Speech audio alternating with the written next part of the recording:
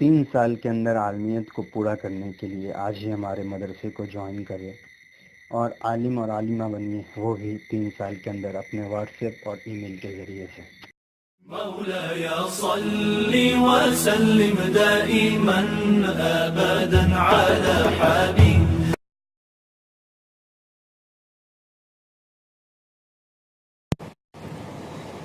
السلام علیکم ورحمۃ اللہ وبرکاتہ۔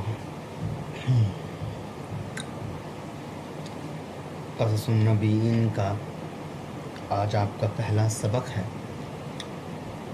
یہ کتاب 5 جلدوں میں لکھی گئی ہے، اس میں سے آج پہلا جلد ہم لوگ پڑھنے والے ہیں۔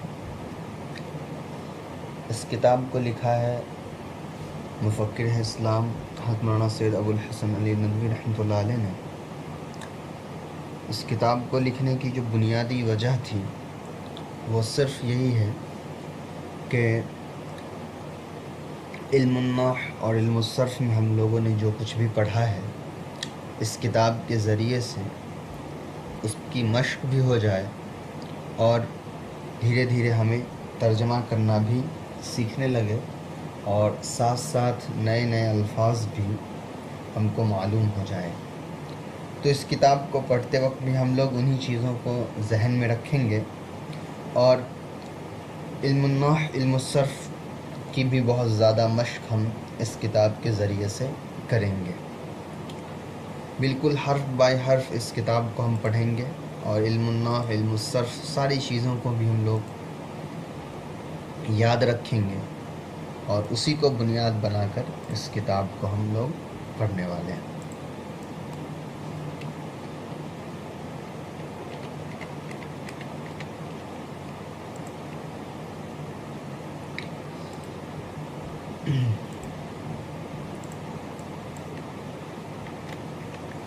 سب سے پہلے اوپر لکھا ہوا ہے بسم اللہ الرحمن الرحیم۔ کوئی بھی کتاب شروع کرنے سے پہلے جو چیزیں آپ کو بتائی گئی تھیں اس کو ایک بار آپ پڑھ لیں، میں پھر بتا دیتا ہوں۔ اور ایک بار آیت الکرسی پڑھ لیں، چاروں کل پڑھ لیں، یعنی کہ قل اعوذ برب الفلق، قل اعوذ برب الناس، قل اللہ احد، قل یا ایھا الکافرون۔ اس کے بعد رب اشرح لی صدری والی جو دعا ہے وہ 3 مرتبہ پڑھ لیں۔ اس کے بعد ہی اس کتاب کو شروع کریں۔ ایک اور بات یہ، اب قصص النبیین کی جتنی بھی ویڈیوز اب آپ کو جائیں گی وہ بہت زیادہ اہم ہوگی اور بالکل بھی 1 سیکنڈ کے لیے بھی آپ اس کے ایک بھی ویڈیو کو اسکپ نہ کریں۔ 1 سیکنڈ کے لیے بھی جو چیزیں جیسی پڑھائی جائے آپ ویسے ہی اس کو یاد رکھیں، ویسے ہی اس کو سمجھنے کی پوری کوشش کریں۔ بہت ساری چیزیں اس ویڈیو میں ایسی آپ کو ملیں گی اس کتاب میں جو آپ نے علم النحو علم الصرف میں پڑھا ہی نہیں ہے، تو اس کو بھی جو بات بتائی جائے خاص طور پہ یاد کرنے کی وہ یاد رکھے۔ جو چیزیں آپ کو لگے کہ لکھ لینا چاہیے، اس کی جو کاپی ہے اس میں آپ لکھ لیں گے۔ اس کے بعد میں بھی کوشش کروں گا کہ نوٹس کے اندر بہت ساری چیزیں جو چھوٹ جاتی ہیں وہ میں آپ کو دے دیا کروں۔ تو چلیے اس کتاب کو ہم شروع کرتے ہیں۔ سب سے پہلا جو ٹاپک لکھا ہے، جو چیپٹر کا جو نام لکھا ہے وہ ہے، یہ پہلا چیپٹر ہے من کسر الاصنام۔ اس میں کسی پر بھی کوئی اعراب نہیں لگا ہوا ہے۔ آپ نے علم النحو میں پڑھا تھا کہ من اور ما اسم موصول میں ہم لوگوں نے پڑھا تھا کہ من اور ما کیا ہے، اسم موصول میں سے ہے۔ لیکن وہیں پر میں نے آپ کو ایک بات بتائی تھی کہ جس من کے بعد یہ کوشچن مارک آ جاتا ہے اس کا مطلب یہ ہوتا ہے کہ وہ جو من ہے وہ اس میں موصول نہیں ہے بلکہ سوال کے لیے ہے۔ تو یہاں پر جو من ہے وہ سوال کے لیے، ہم کیسے جان گئے؟ کیونکہ اس کی جملے کے آخر میں یہ کوشچن مارک لگا ہوا ہے۔ یہ تبھی لگتا ہے کسی جملے کے آخر میں جب وہ جملہ جو ہوتا ہے وہ سوال ہوتا ہے۔ دوسری چیز میں نے پھر بتائی تھی کہ جو من اس میں موصول ہوتا ہے وہ جملے کے سٹارٹنگ میں نہیں آتا ہے، شروع میں نہیں آتا ہے بلکہ درمیان میں آتا ہے۔ اس سے پہلے بھی کچھ لکھا ہوتا ہے، اس کے بعد بھی کچھ لکھا ہوتا ہے، بیچ میں وہ آتا ہے، تو اس کو کہا جاتا ہے یہ من جو ہے وہ اس میں موصول والا ہے۔ لیکن یہاں پر من سے ہی اسٹارٹ ہوا ہے، اسی لیے ہرگز اس میں موصول نہیں ہو سکتا بلکہ یہ من جو ہے یہ سوال کے لیے ہے۔ اس کے بعد کسر، اور الاسنام. تو یہ کسرہ جو ہے یہ آپ کا فعل ہے. اب یہ فعل کیوں ہے، میں کیسے جان گیا کہ یہ فعل ہے؟ تو آپ دیکھیے کہ اس کے اوپر کوئی بھی ایسی علامت نہیں لگی ہوئی ہے جو اسم کی ہوتی. تو اس کے یہاں پر اسم کی کوئی علامت بھی کسرہ پر نہیں داخل ہے، نہ اس پر الف لام ہے، نہ اس سے پہلے کوئی حرف جر داخل ہے، نہ اس پر تنوین ہے. تو اس کا مطلب یہ ہے کہ جب اسم والی کوئی علامت اس کے اوپر نہیں ہے تو یہ فعل ہے. اس کے بعد آگے ہے الاسنام. تو یہ الاسنام جو ہے یہ اسم ہے. کیوں اسم ہے؟ اس لیے کہ اس کے اوپر الف لام داخل ہے. تو یہ تو میں نے علامت اسم کے اعتبار سے آپ کو بتایا کہ من کیا ہے. من بھی اسم ہے. کیوں؟ کیونکہ اس میں غیر متمکن میں من یہاں پر اسم موصول میں سے نہیں ہے، بلکہ من آپ اس کو حرف ہی کہیں گے. کسرہ فعل ہے. کیوں؟ اس لیے کہ اس پر علامت اسم داخل نہیں ہے. اور الاسنام اسم ہے، اس لیے کہ اس پر الف لام داخل ہے. اب آئیے اس کا اعراب کیا ہونا چاہیے. کسرہ فعل ہے. کون سا فعل ہے یہ میں آپ کو یہاں دکھاتا ہوں. آپ غور سے دیکھیے. ہم لوگوں نے اب تک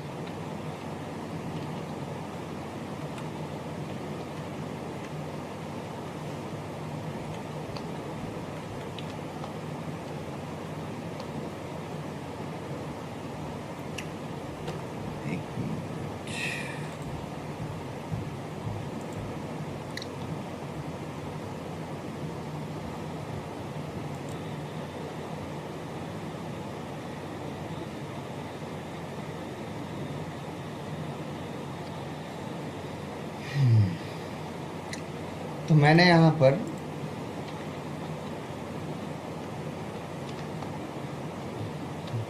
نصرہ لکھا ہے. نصرہ کے وزن پر ہی آتا ہے کسرہ. ٹھیک ہے. وزن آپ کو معلوم ہے کہ وزن کیا ہوتا ہے. فا کی جگہ کیا ہے، فا کلمے کی جگہ کیا ہے، عین کلمے کی جگہ کیا ہے، اور لام کلمے کی جگہ کیا ہے. تو کسرہ کا فا عین لام کلمہ کیا ہوگا؟ فا کلمہ کاف ہوگا. عین کلمہ کیا ہوگا؟ سین ہوگا. اور لام کلمہ کیا ہوگا؟ لام کلمہ را ہوگا. ٹھیک ہے. جس طریقے سے نصرہ کا فا کلمہ نون ہے، عین کلمہ صاد ہے، اور لام کلمہ را ہے، اسی طریقے سے کسرہ کا فا کلمہ کاف ہے، عین کلمہ سین ہے، اور لام کلمہ کیا ہے؟ را ہے. تو نصرہ کے وزن پر کسرہ ہے. ساتھ ساتھ یہ جو کسرہ ہے یہ نصرہ کے باب سے ہی آتا ہے. نصرہ کے باب سے آنے کا مطلب کیا ہوتا ہے کہ جس طریقے سے نصرہ کے بعد ہم کیا لکھتے ہیں، بناتے ہیں، ینصرو لکھتے ہیں نصرہ کے بعد. تو نصرہ کے باب سے آنے کا مطلب یہ ہوا کہ کسرہ کو بھی ہم کیسے لکھیں گے؟ یکسرو لکھیں گے. ینصرو کے وزن پر ہم کیا کریں گے؟ یکسرو لکھیں گے. ٹھیک ہے. تو یہی ہوتا ہے باب سے آنے کا مطلب، یعنی جیسا ینصرو ہے ویسا ہی یکسرو ہوگا. جیسا اس کا تثنیہ کا صیغہ ہوگا، تثنیہ کا صیغہ کیا؟ الف اور نون لگانا ہے، تو اس کے آخر میں بھی ہم بس الف اور نون لگا دیں گے. جمع کا صیغہ ہوگا تو کیا ہوگا؟ واو اور نون لگے گا، تو اس کے بھی یکسرو کے جمع کے صیغے میں بھی کیا ہوگا؟ واو اور نون لگے گا. یعنی جیسا نصرہ ینصرو کے اندر بدلاؤ ہوگا جس صیغے میں، ویسا ہی بدلاؤ یہاں کسرہ یکسرون کے صیغے میں ہوگا. کیوں؟ اس لیے کہ کسرہ جو ہے یہ نصرہ کے باب سے ہے، نصرہ کے وزن پر آتا ہے. اس طریقے سے اور بھی بہت سارے فعل ہیں جو نصرہ ینصرو باب سے ہیں، جو میں نے آپ کو صفۃ المصادر میں بتایا تھا اور یاد کرنے کے لیے آپ کو کہا تھا. تو یہ تو اتنا سمجھ میں آ گیا کہ یہ کس باب سے ہے. تو نصرہ ینصرو باب سے. اب مجھے یہ پتہ کرنا ہے کہ یہ صیغہ کون سا ہے. ٹھیک ہے. تو اب اگر آپ کو یاد رہے گا تو ہم ڈائریکٹ کہہ دیں گے کہ یہ واحد مذکر غائب کا صیغہ ہے، ماضی میں معروف ہے. ٹھیک ہے. मुस्बत है। लेकिन अगर मुझे याद नहीं है कि ये कौन सा सेगा, अगर आपने फ़ेल याद नहीं किया तो आप कैसे पता कर पाएंगे? उसमें कितना टाइम लगेगा आप देखिए। कसरा है तो आप पहले मुझे ये तय करना होगा कि ये माजी का फ़ेल है या मुजारे का।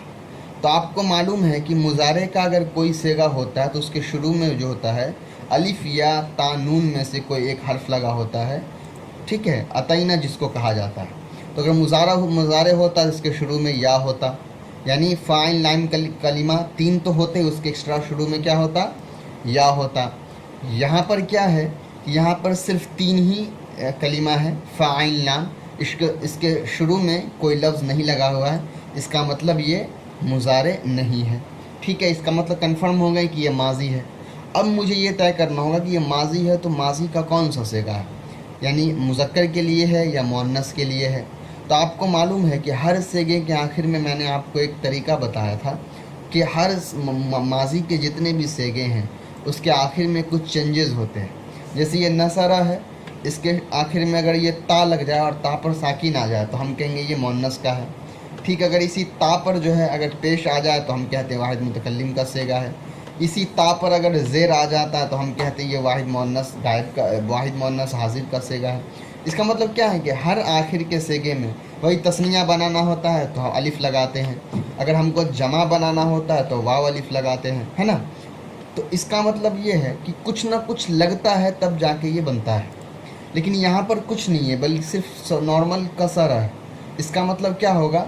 ये वाहिद का सेगा होगा, ठीक है, और ये मुज़क्कर का सेगा होगा। क्यों? इसलिए कि इसमें अलामत मुअन्नस मौजूद नहीं है। यहाँ पर अगर मुअन्नस का सेगा होता तो मुअन्नस, अगर कसरा जो है मुअन्नस का सेगा होता तो या तो ता आता तो ये कसरत होता, वाहिद मुअन्नस गायब का सेगा, या कसरत ता आता तो तस्निया मुअन्नस गायब का सेगा, या क्या आता?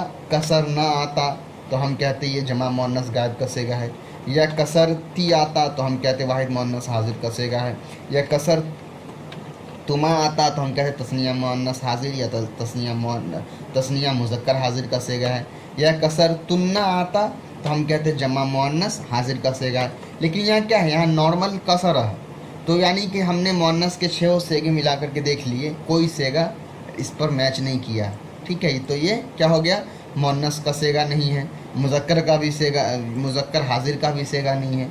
तो मतलब क्या हुआ कि हमने जितने सेगे हैं 14 सेगे, उन 14 सेगों में हम मिला करके देखेंगे ये कौन सा सेगा है, तब जाके हमको समझ में आएगा कि अच्छा ये वाहिद मुज़क्कर गायब का सेगा है, माजी का सेगा है, माँ आखिर शुरू में नहीं लगा हुआ इसलिए नफ़ी भी नहीं है, और ये कुसीरा भी नहीं है इसीलिए ये मजहूल भी नहीं है, ठीक है। तो इतना कुछ आपको चेक करना पड़ता कब? जब आपको ये याद नहीं होता कि नसरा अगर याद नहीं होता, इसी के वज़न पे कसरा याद नहीं होता, तो आपको इतना चेक करना पड़ता। तो जो काम सेकंड में हो जाता उसमें आपको बहुत ज़्यादा मिनट लगता, 5-6 मिनट लगता ये सारी चीज़ें आपको क्लियर करने में। इसीलिए क्या किया जाता है कि इसको याद कर लिया जाता है। जैसे ही कसरा याद रहेगा आपको, कसरा क्या है? वाहिद मुज़क्कर आएगा। नसरा क्या है? वाहिद मुज़क्कर गायब का सेगा, उसी के वज़न पर कसरा है तो ये भी वाहिद मुज़क्कर गायब का सेगा होगा। तो बस समझ में आ गया। तो कसरा मतलब होता है तोड़ना, ठीक है। तो ये क्या है? माजी मुज़क्कर गायब का सेगा, इसका मतलब होगा कि किसी ने तोड़ा है पास्ट में, ठीक है, किसी ने तोड़ा है पास्ट में। अब ये जो अभी ऊपर का मैं दिखा रहा हूँ जिस पे एराब नहीं लगा हुआ है, ठीक है, तो ये अभी मैं ऐसे ही बता रहा हूँ, असल में आपको ये एराब वाला ही पढ़ना है, लेकिन ये बस बता रहा हूँ। कसरा का इसका यानी कसरा एक काम है तो 100% इसका काम का कोई करने वाला मौजूद होगा, ठीक है, करने वाला मौजूद होगा। मन के मतलब होते हैं कौन, कसरा मतलब होता है तोड़ा। तो जाहिर सी बात है पहले ही आ गया कि कौन, यानी किसने काम किया। इसका मतलब क्या हुआ, कसरा का जो फाइल होगा वो ये मन ही होगा। 100% मन जो है कसरा का क्या होगा, फाइल होगा। मन कसरा, किसने तोड़ा। तो अब फेल भी मौजूद है, फाइल भी मौजूद है, यानी काम भी मौजूद है और काम करने वाला भी मौजूद है। तो क्या बच गया, मफूल, यानी जिस पर काम हुआ है। ये असनाम, असनाम कहते हैं मूर्तियों को, सनमुन वाहिद को कहते हैं, और सनमुन मतलब होता है मूर्ति اور सनम की जमा है असनाम, इसके मतलब होते हैं बहुत सारी मूर्तियाँ। तो अब मन कसरल असनाम, तो काम किस तोड़ने वाला कौन है? मन है, यानी गायब है, पता नहीं है किसने तोड़ा है। कौन है? ये तोड़ने वाला है। काम क्या है? तोड़ना काम है। काम किस पर हुआ है? मूर्ति पर हुआ है। तो तर्जमा क्या होगा? मन कसरल असनाम, मूर्ति किसने तोड़ी। हाँ, अब ये असनाम पर क्या इराब आएगा? तो आपको मालूम है कि फ़ाइल हमेशा मरफू होता है और मफूल यानी कि जिस पर काम होता है वो हमेशा मंसूब होता है। इसका मतलब क्या होगा? मन कसरा अल असनामा, मूर्तियाँ किसने तोड़ी हैं। ये आपका टॉपिक कंप्लीट है। ठीक, अब देखिए ये है बाइउल असनाम। ठीक है, इस पर इराब नहीं लगा हुआ है, मैं आपको बता दे रहा हूँ। बाइउल असनाम, बाए मतलब बा यबीउ बैअन फेल है, ये भी आपको समझ में नहीं आएगा, आगे समझेंगे, बस आप याद रखें। बाइउ मतलब होता है बेचने वाला। बालिफ ज़बर बा, हमज़ा पर कसरा होता है और आइन पर पेश होता है। बाइउ मतलब होता है बेचने वाला। तो असल में बाइउन होता है, लेकिन यहाँ पर क्या है? ये मुज़ाफ बन रहा है। मुज़ाफ पर आपको मालूम है कि अलिफ लाम और तनवीन कभी नहीं आती है, तो क्या होगा? सिर्फ एक पेश से काम चलाना होगा। और मुज़ाफ इलैहि क्या होता है? हमेशा मजरूर होता है। क्यों? मजरूरात में हमने पढ़ा था, दो हमेशा मजरूर होता है उस पर, यानी हमेशा उस पर कसरा आता है। एक जिस पर हरफ जर दाखिल हो, दूसरा जो मुज़ाफ हो। तो बायो मुज़ाफ है और अल असनाम मुज़ाफ इलैहि, सॉरी, जिस पर जो मुज़ाफ इलैहि होता है उस पर हमेशा कसरा आता है। तो बायो मुज़ाफ है, अल असनाम मुज़ाफ इलैहि है, इसीलिए इस पर हमेशा क्या होगा? कसरा होगा। तो मैंने लगा दिया यहाँ पर मीम के आखिर में कसरा। अब देखिए दो चीज़ें आपने यहाँ पर सीखा। क्या? मुज़ाफ पर कभी भी अलिफ लाम और तनवीन नहीं आती है, और मुज़ाफ इलैहि हमेशा मजरूर होता है, उस पर हमेशा कसरा होता है। ठीक, बायुल असनाम मतलब होता है, सनमुन की जमा असनाम मतलब मूर्तियाँ। बाय मतलब होता है बेचने वाला। तो बाय मतलब क्या हुआ? मूर्तियों को बेच। मुज़ाफ इलैहि का तर्जुमा हम कैसे करते हैं? काके की से करते हैं, आपको मालूम है।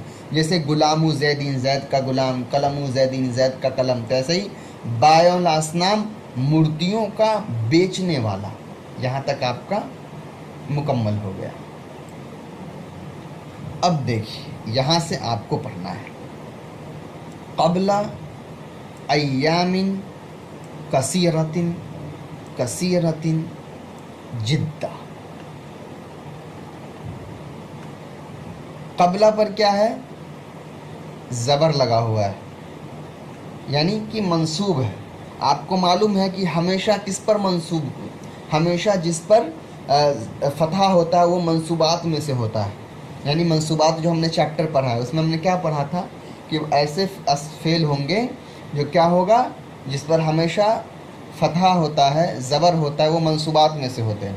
तो यहाँ पर क़ब्ला पर फ़तहा है, तो हमको चेक करना होगा क़ब्ला पर फ़तहा क्यों आया है।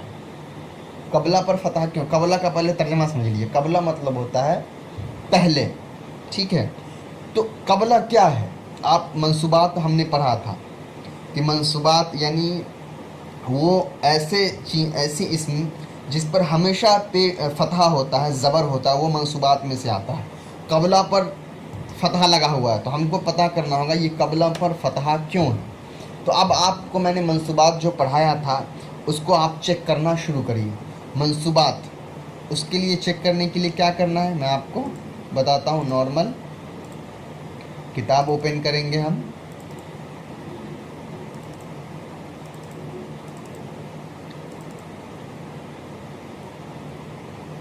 ये हमारा हो गया। हम मंसूबात का चैप्टर निकालेंगे। ये मरफ़ूआत है और ये हमारा है मंसूबात। ठीक, मंसूबात में से हमको क्या देखना है कि क़ब्ला पर जो है फ़तहा क्यों है। तो वो हमको कहाँ मिलेगा? मफ़ूल फ़ी में मिलेगा। मफ़ूल फ़ी में क्यों मिलेगा? मफ़ूल बिही या ये सब में क्यों नहीं मिलेगा? आपको मालूम है मफ़ूल बिही आम को कहते हैं, जिस पर काम होता है वो मफ़ूल आता है। मफ़ूल मुतलक में जो होता है फ़ेल का ही मस्दर होता है। क़ब्ला फ़ेल का मस्दर नहीं है। مفعول لہو میں جس کی وجہ سے کام ہوتا ہے وہ آتا ہے قبلہ یعنی پہلے. تو یہ کیا ہے کہ اس کی وجہ سے کوئی کام نہیں ہوا, یہ کوئی سمجھ میں نہیں آیا. مفعول محو واو کے بعد آتا ہے, یہاں کیا ہے قبلہ کے بعد جو ہے کوئی واو وغیرہ تو کچھ ہے نہیں. مفعول فی میں کیا ہوتا ہے, مفعول فی کے اندر کیا ہوتا ہے ظرف زمان اور ظرف مکان ہوتا ہے, جو میں نے آپ کو پڑھایا تھا. یعنی کوئی زمانہ آپ دیکھیے, مفعول فی وہ زمان یا مکان جس میں واقع ہوتا ہے اس کو ظرف زمان ظرف مکان بھی کہتے ہیں. جیسے دہرن زمانہ, حین, قبل, یوم, لیل, سنتن, اس طریقے سے. تو قبلہ کیا ہے, قبلہ کیا ہے, قبلہ مطلب ہوتا ہے پہلے. تو پہلے یعنی یا تو ایک دن پہلے, تو کیا آ جائے گا زمانہ ہو جائے گا, ایک دن پہلے آ رہا ہے. یا پھر کیا ہوگا ہم کہیں گے اس آدمی سے پہلے, تو یہ جگہ ہو جائے گا. تو یہ کیا ہو جائے گا ظرف مکان ہو جائے گا. تو مکان کے اندر جگہ ہوتا ہے, زمان کے اندر زمانہ وقت ہوتا ہے. تو 100% قبلہ ہم جب کہتے ہیں پہلے, اس کا مطلب کیا ہوا کہ یہ مفعول فی ہوگا.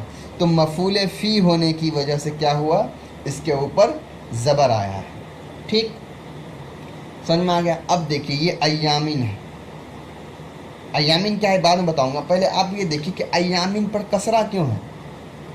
ہر اعراب کا کوئی وجہ ہوتا ہے, ایامین پر کسرہ کیوں ہے. تو آپ کو معلوم ہونا چاہیے کہ کسرہ کس کس وجہ سے آتا ہے, دو چیزوں کی وجہ سے. کس کس وجہ سے, یا تو حرف جر داخل ہوتا ہے یا مضاف الیہ ہوتا ہے. تو ایامین سے پہلے کوئی حرف جر نہیں داخل ہے, اس لیے قبلہ حرف جر میں سے نہیں ہے.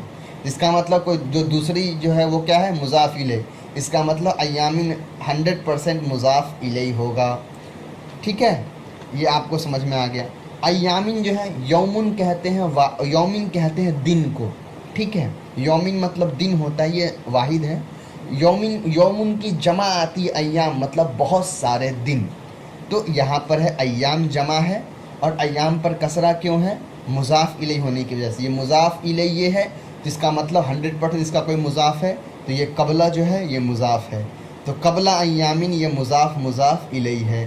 مضاف الیہ کا ترجمہ کیا ہوتا ہے, کاکے کی. تو قبلہ ایامین مطلب بہت دنوں کے بہت پہلے. تو ایسا کچھ سمجھ میں نہیں آتا ہے, تھوڑا اور اچھا ترجمہ کر کیا ہوگا, بہت دن پہلے. یہ ترجمہ ہو گیا قبلہ ایامین کا. اب دیکھیے یہ کثیرتن, یہ کثیرتن پر یہ بہت اہم ہے, غور سے سمجھیں. کثیرتن پر کسرہ کیوں آیا,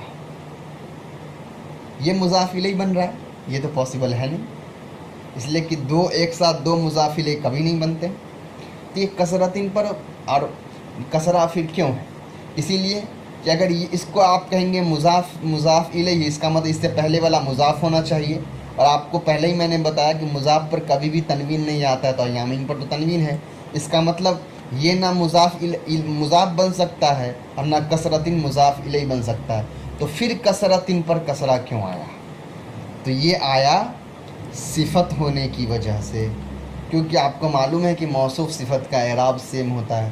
تو اب کہو گے ارے اگر صفت ہوتا ہے اب موصوف صفت کے اندر تو 4 چیزوں میں برابری ہوتی ہے. کون کون سی چیزوں میں, اعراب میں. تو چلو مان لیا جائے دونوں کا اعراب سیم ہے, لیکن مذکر ہونے میں ایامی مذکر ہے, یہ مؤنث ہے. کیوں مؤنث, یہ گولتا لگا ہوا ہے کثرتن پر. ٹھیک ہے, اس کے علاوہ ایامین جمع ہے, کثرتن تو جمع الگ نہیں لگ رہا. تو اب آپ ایک قاعدہ اور یاد رکھیں گے. وہ قاعدہ کیا یاد رکھیں گے, غور سے سنیے, پہلے سن لیجئے پھر سمجھاتا ہوں. قاعدہ یہ ہے کہ جب موصوف اور صفت, تو آپ کو معلوم ہے جس کی صفت لائی جاتی ہے وہ موصوف ہوتا ہے, اور جو صفت ہوتا ہے وہ جو خوبی ہوتی ہے وہ صفت ہوتا ہے. جیسے ہم کو کہنا ہو زید اچھا لڑکا ہے, تو زید کیا ہو گیا, موصوف ہو گیا, اور اچھا صفت ہو گیا. ٹھیک ہے, تو آپ یاد رکھیے قاعدہ, اب یاد رکھیے, اس کو کاپی میں لکھ لیجیے. کیا لکھنا ہے, جو موصوف غیر عاقل کی جمع ہوتی ہے. پھر سے سنیے, جو موصوف غیر عاقل کی جمع ہوتی ہے اس کی صفت ہمیشہ واحد مؤنث ہوتی ہے. پھر سے سنیے, جو موصوف غیر عاقل کی جمع ہوتی ہے اس کی صفت ہمیشہ واحد مؤنث ہوتی ہے. اب یہ غیر عاقل کیا ہے, جمع مؤنث کیا ہے, سب سمجھیے. یہ ہے قلمن, मौसूफ हो गया, जमीलुन ये सिफत हो गया। तो ये तो नॉर्मल मौसूफ सिफत हो गया। इराब भी सेम है, दोनों मुज़क्कर है, दोनों वाहिद है, दोनों नकेरा है। ठीक, चारों चीज़ में बराबरी हो गया। मैं क्या कह रहा हूँ, गैर आकिल की जमा, इसी कलमुन को मैं क्या करता हूँ, ओह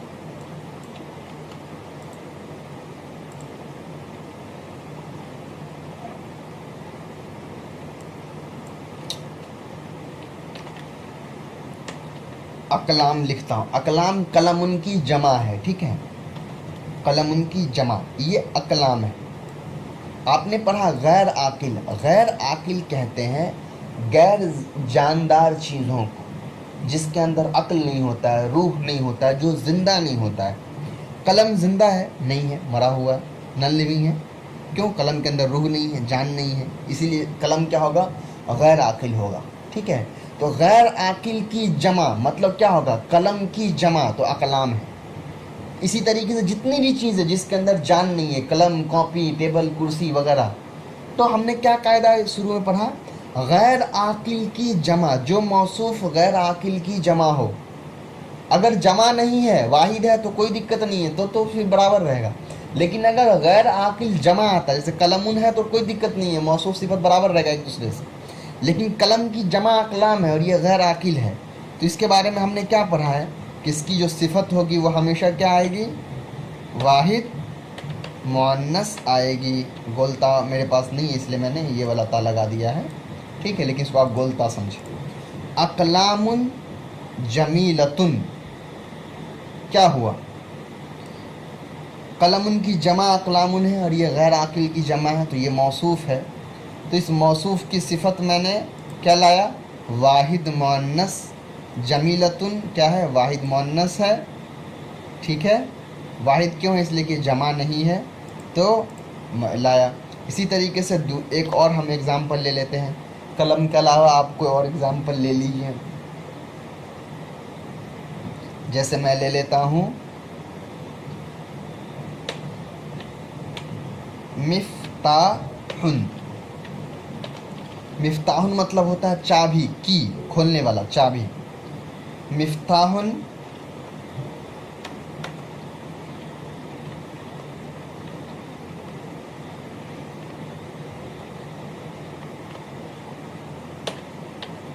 मिफ्ताहुन समीनुन मतलब होता है कीमती चाबी। ठीक है, दोनों एराब में सेम है। मिफ्ताहुन वाहिद है, समीनुन भी वाहिद है। मिफ्ताहुन मुज़क्कर, समीनुन भी मुज़क्कर। मिफ्ताहुन मा नकेरा, समीनुन भी नकेरा, क्यों, इसलिए दोनों पर जो है तनवीन लगा हुआ है। तो ये गैर आकिल है। अब अगर मुझे इसकी जमा करनी होगी तो मिफ्ताहुन की जमा आती है, मैं इसको हटा देता हूँ। मिफ्ताहुन की जमा आती है मफातिहु,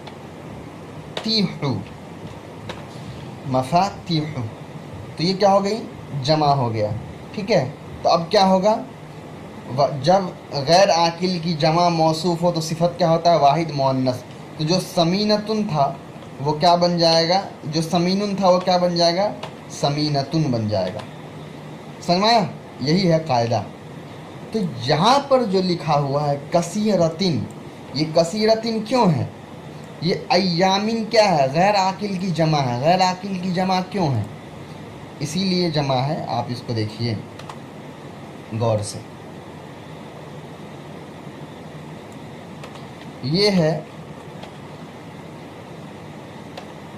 यौमुन, ये वाहिद है, तो इसका जो है ये यौमुन कसीरुन आता। ठीक, इसकी जमा क्या लिखी हुई है, अय्यामिन कसीरती, अय्याम कसीरतुन, गोलता नहीं है। आप याद रखें कि मैं जब आखिर में ये ता लगाऊं तो वो गोलता ही समझे, लेकिन यहाँ पर गोलता असल में नहीं लिखी हुई है। अय्यामिन कसीरतिन हो गया, अय्यामुन कसीरतुन हो गया। तो क्या हुआ, यौमुन वाहिद था, तो दोनों बराबर थे मौसूफ सिफत। लेकिन जैसे ही गैर आकिल की जमा आई, यौमुन गैर आकिल है ना, इसके अंदर दिन के अंदर कोई जान थोड़ी ना है, रूह नहीं है, तो यौमुन की जमा है अय्यामुन, तो इसकी सिफत क्या आ गई, कसीरतुन। तो यहाँ पर क्या हुआ, ये कसीरतुन क्या है, अय्यामिन की सिफत है। तो अय्यामिन पर तनवीन है, कसरा है, इसीलिए इस पर भी कसरा है। तो समझ में आया, ये अय्यामिन मौसूफ है, ये सिफत है। अब कहोगे अरे अय्यामिन तो मुज़ाफ इलैहि था, हाँ ये मुज़ाफ इलैहि भी है, ये मौसूफ भी है, ठीक।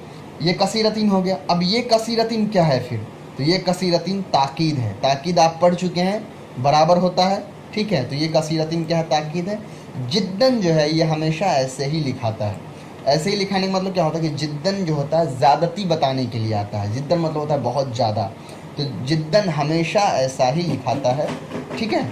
तो आपने पढ़ लिया, क़ब्ला मफ़ूल फ़ी है, मुज़ाफ़ है, अय्यामिन मुज़ाफ़ इलैहि है, मौसूफ़ है, कसरतिन सिफत है, मुअक्कद है, ये कसरतिन ताकीद है, और ये भी मुअक्कद ताकीद है, ठीक। जिद्दन ऐसे ही लिखाता है। अब तर्जमा देखिए, क़ब्ला अय्यामिन कसीरतिन कसीरतिन जिद्दा। अय्यामिन कसीरतिन बहुत ज़्यादा दिन, ठीक है। क्यों, मौसूफ सिफत है तो बहुत ज़्यादा दिन मौसूफ सिफत हो गया। क़ब्ला अय्यामिन कसीरतिन बहुत ज़्यादा दिन पहले, ठीक है। कसीरतिन जिद्दा यानी बहुत बहुत पहले की बात है, ठीक है, बहुत बहुत पहले की बात है। यहाँ तक आपका जो है कंप्लीट हो गया। अब मैं इससे आगे आपको नहीं पढ़ाऊँगा। क्यों नहीं पढ़ाऊँगा, उसका रीज़न है, पहला सबक है, ज़्यादा हार्ड नहीं होना चाहिए। कल आपको क्या करना है, ये आपका टास्क है। अगर आप इसका टास्क कंप्लीट नहीं करेंगे, मुझे ना भेजे मंजूर है, लेकिन अगर आप इसका टास्क कंप्लीट नहीं करेंगे तो आप फिर कामयाब नहीं हो पाइएगा, आपको नहव सर्फ अच्छे समझ में नहीं आएगा। मैं ज़्यादा टास्क नहीं दे रहा हूँ आपको, सिर्फ ये 2 लाइन का टास्क दे रहा हूँ। जिस तरीके से पूरी छानबीन मैंने इल्मुन सर्फ से की है, आपको भी ये टास्क दिया जाता है। ये सिर्फ 2 लाइन की छानबीन आप करिए, ये क्या है, ये क्या है, ये क्या है, ये सारा क्या है, इस पर क्यों एराब आया, इस पर क्यों एराब आया, ये आपको सिर्फ 2 लाइन का करना है। और इसका ट्रांसलेशन आपको करना है। ट्रांसलेशन जो है मैं आपको नोट्स में भेज देता हूँ, आपको उस हिसाब से ट्रांसलेशन आपको करनी है। अब देखते हैं इंशाल्लाह आप कर पाते हैं कि नहीं, ठीक है।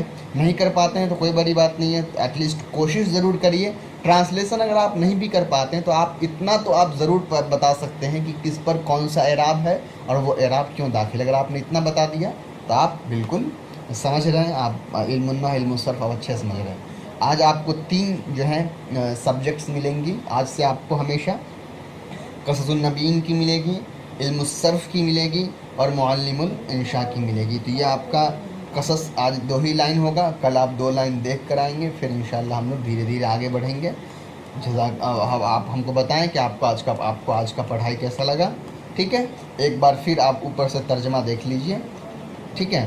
मन कसरल असनाम, मूर्तियों को किसने तोड़ा, बायुल असनाम, मूर्तियों को बेचने वाला।